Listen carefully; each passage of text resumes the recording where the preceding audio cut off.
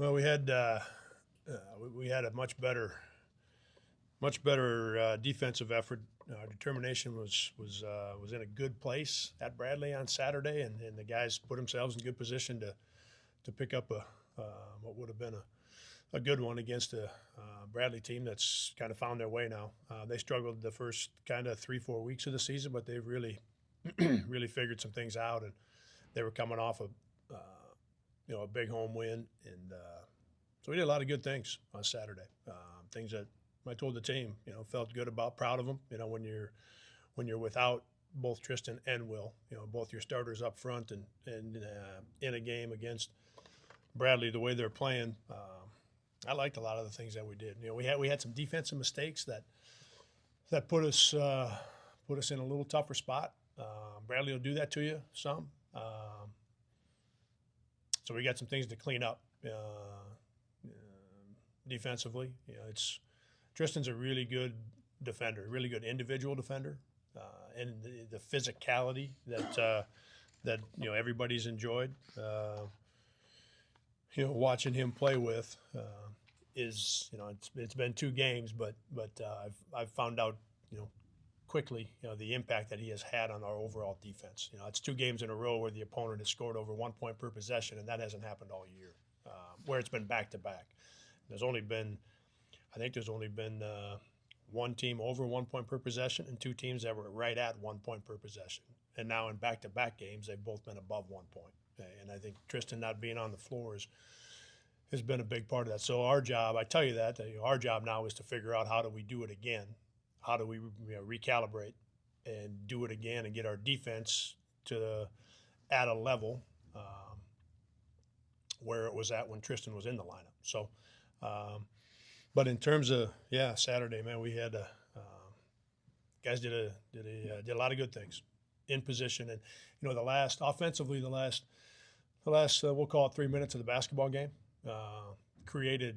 It was I think 7 possessions in a row where we created a really good offensive possession, and we got 1 point out of the 7 possessions, and so like what the guys did, and in position to get that done. So, all right, turn around with UIC, and they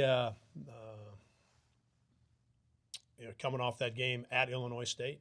That's a place where it's going to be really difficult. Illinois State's got a very good basketball team. Going to be really difficult for teams to go in there and do what UIC just did. And then you think about our first game over at their place.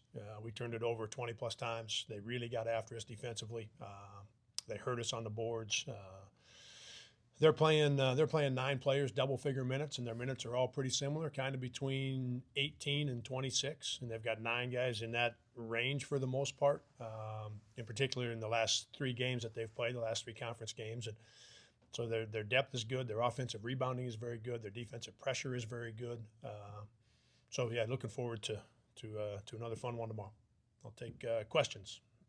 Can you provide any status updates on either Tristan or Will? Yeah, we're hopeful that Will be on the practice court today and available tomorrow. I don't know that for sure yet, but hopeful that we've got Will. Tristan's going to be a little bit. It's going to be a couple weeks. So we'll see how things go as they get started with his treatments and rehab and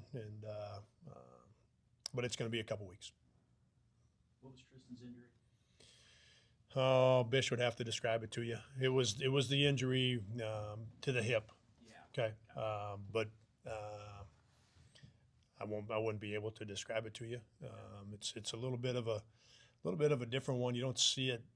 And Bish, what Bish had told me, you don't see it in basketball players very often.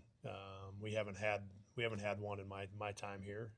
So it's a little bit of a really unlucky. Right? It's just not a normal basketball injury. So, got a bit unlucky with it. But it's like I said, it's going to be a couple weeks. What do you think will go into converting on some more of those offensive possessions? Like you said, you guys had good offense. It just the ball didn't want to go in there. Yeah, no doubt, Cole. These ones, there's really not a lot. Trey in transition was the first of the 7 possessions. Guys did it. He came down and created a great up to top of the key, wide open 3. We're going to take that one every time. I may get the order of these wrong, right? But that was the first one. Benny got inside the charge circle, a little right hand flip over the rim, and he's inside the charge circle. Leon made a really good play driving baseline. They switched it, and he spun off the defender that switched, and he's at the rim, like right on top of the rim. And the defender was on his side or even behind him. Benny had an open 3. Ben got to the free throw line, I think made 1 or 2.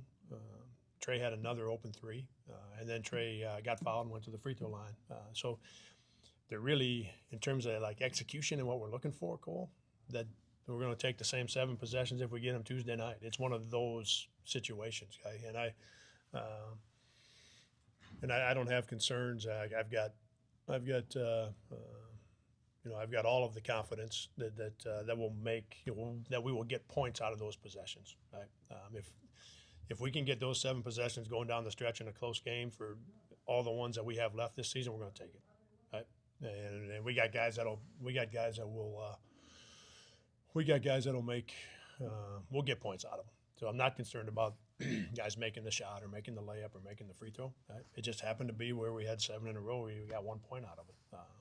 So I don't know that I'd do anything different on those 7 possessions, nor change the guys who shot either the jump shot or the layup or the free throw. So yeah, if we're in that situation again, we're going to be doing the same thing, right? And I feel good about it. Right? I feel good about the way things went. We just happen not to get 1 point in 7 possessions.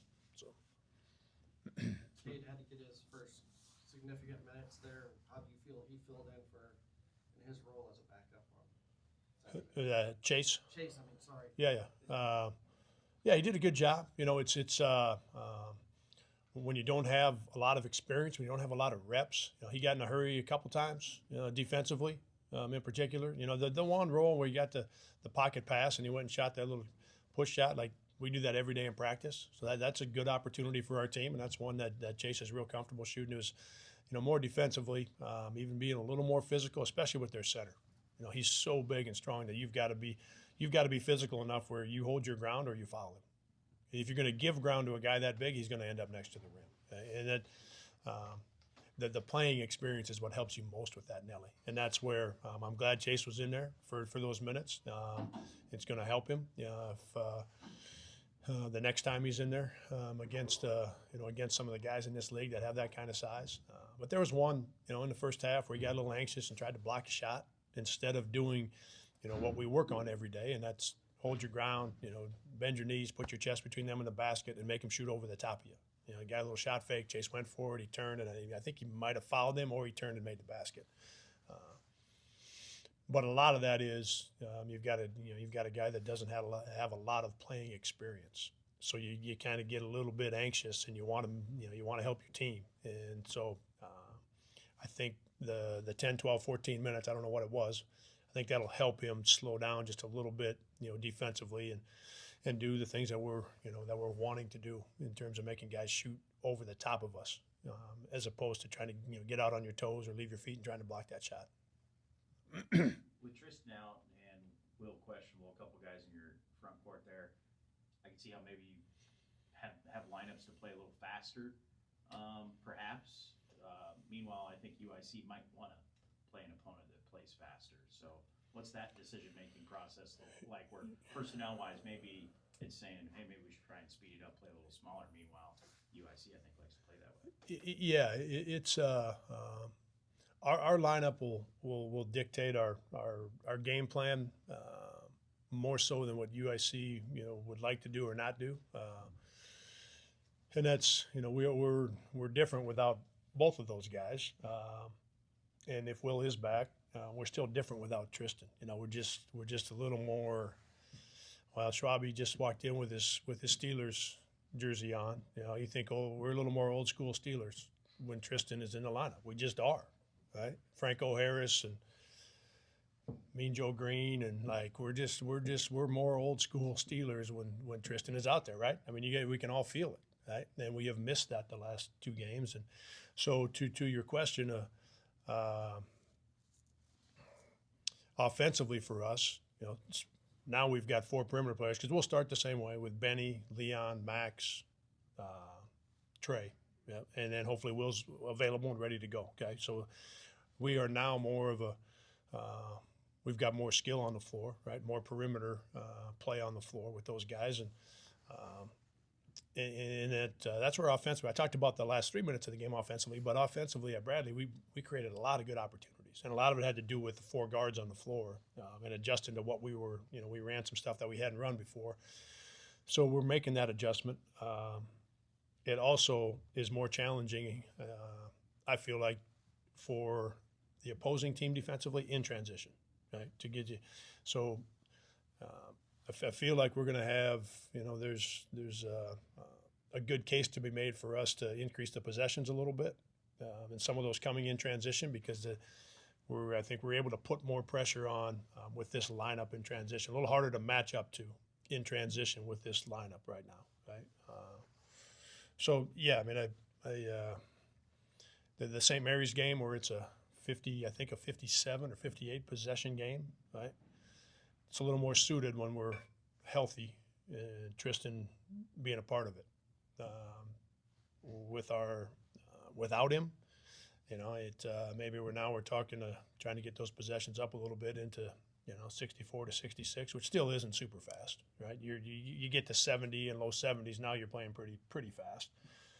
But for us with this team and the way we have played this season, if we're up 64, 65, 66 possessions, that's going to be because that's on each end of the floor, right?